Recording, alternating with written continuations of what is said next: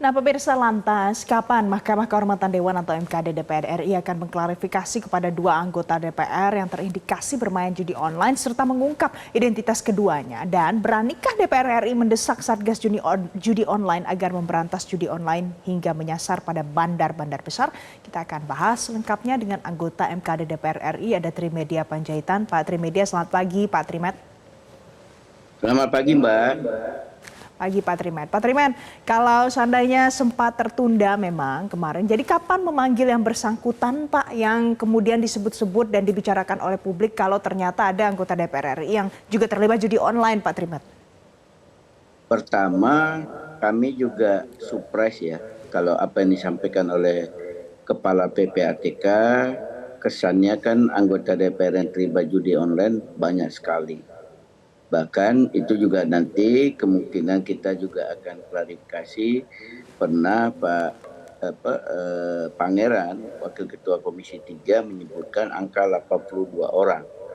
Nah, yang mana yang benar data itu, apakah yang disampaikan Menko Polhukam sebagaimana disampaikan tadi oleh Pak Adang, Ketua MKD, atau yang disampaikan ada informasi lain yang disampaikan oleh Pak Pangeran. Itu yang pertama. Yang kedua, tentulah minggu depan mulai kami setelah datanya kami pelajari, kami lakukan rapat internal, kemudian kami minta kepada tenaga ahli MKD untuk mengkaji terutama dari aspek keetikan, karena kami tidak mencampuri urusan pidananya.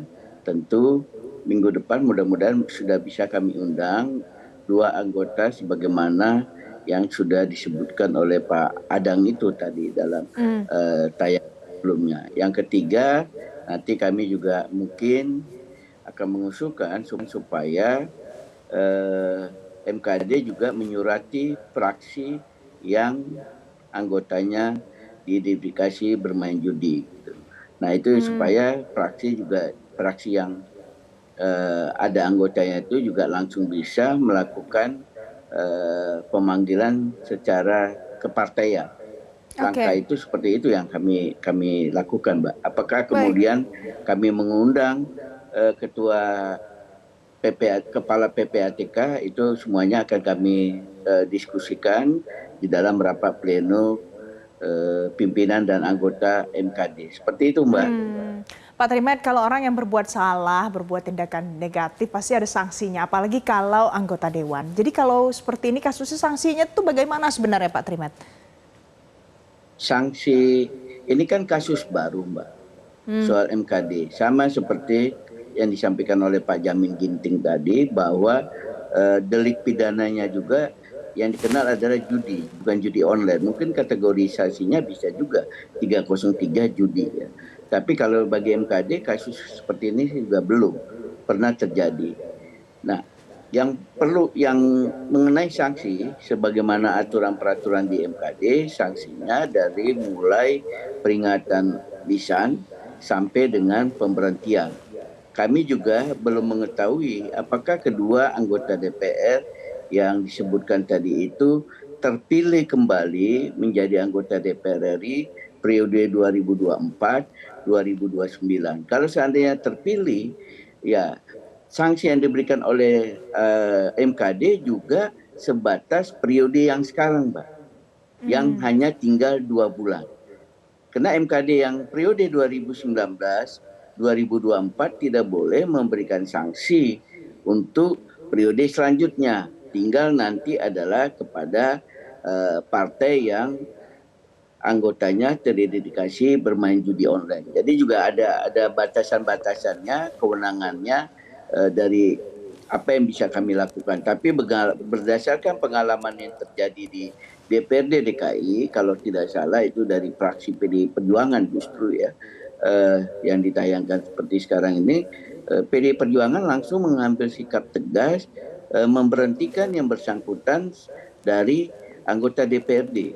Nah, apakah fraksi dari dua anggota yang terlibat judi online melakukan hal yang sama, itu nanti tergantung fraksinya masing-masing, Mbak. Baik, Kalau bicara soal identitas, Pak, banyak yang bilang ada yang buka saja identitasnya bisa jadi efek jerah, bisa jadi pelajaran. Ada juga yang mengatakan versinya mungkin lebih baik tidak usah dibuka identitasnya. Kalau menurut MKD DPR RI bagaimana Pak Trimet? Itu nanti kita sepakati di dalam rapat pleno internal MKD. Mudah-mudahan Senin Selasa bisa kita lakukan. Kalau saya pribadi ya kalau mau dibuka juga tidak ada masalah. Seperti yang disampaikan oleh Ketua DPR Ibu Puan Maharani, kita buka aja namanya. Sekaligus kita sampaikan apa peran dari kedua orang ini, ya, mainnya di angka berapa dan seperti apa. Karena kita juga mendengar informasi yang kami belum klarifikasi kepada kedua anggota itu, ada juga yang menyampaikan bahwa dia nggak tahu menahu gitu loh. Kemudian ada juga yang menyampaikan bahwa kelihatannya ada keluarganya atau stafnya yang karena saking percayanya anggota DPR ini kepada stafnya, handphonenya, rekeningnya segala macam bisa diberikan. Jadi kategorisasi perbuatan dari anggota dewan mudah-mudahan minggu depan juga sudah bisa kami sampaikan kepada publik. Seperti itu, Mbak. Nah, oke, jadi kalau sanksi masih bisa menunggu publik minggu depan begitu ya Pak Trimet. Pak Trimet, ada lagi yang lebih penting. Kalau DPR, bagaimana sebenarnya langkah yang dilakukan DPR untuk mendorong Satgas Judi Online ini supaya ayo buka bandar besarnya siapa? Jangan hanya kroco-kroconya, yang mainnya, kemudian yang bermain dari parlemen misalnya yang terungkap. Apa dorongan yang disampaikan Pak Trimet? Kan kalau kasus judi, narkoba itu kan kasus yang timbul tenggelam, Mbak. Sekarang ini lagi rame, kemudian banyak diperbincangkan. Waktu kasus Sambo tempo hari kan juga rame, jaringannya segala macam. Kemudian hilang lagi. Pertanyaannya sebenarnya sederhana. Serius tidak pemerintah memberantas? Kalau seandainya pemerintah serius, itu semuanya ada di tangan pemerintah. Tidak susah mengidentifikasi bandar-bandarnya. Saya kira para penegak hukum, terutama pihak kepolisian, sudah mengetahui itu. Siapa pemain yang hanya ikut-ikutan, kemudian sedang, bandar besarnya. Mereka juga pasti tahu itu.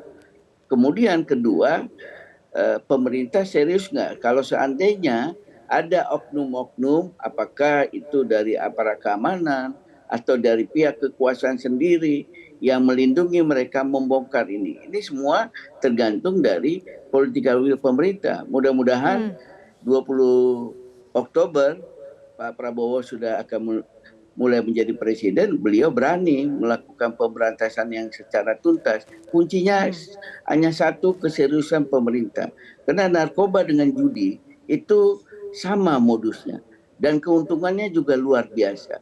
Banyak aparat keamanan, mungkin juga partai politik, penguasa yang mendapat keuntungan dari keberadaan mereka ini. Karena dalam tanda petik mereka juga ada yang memelihara, Mbak.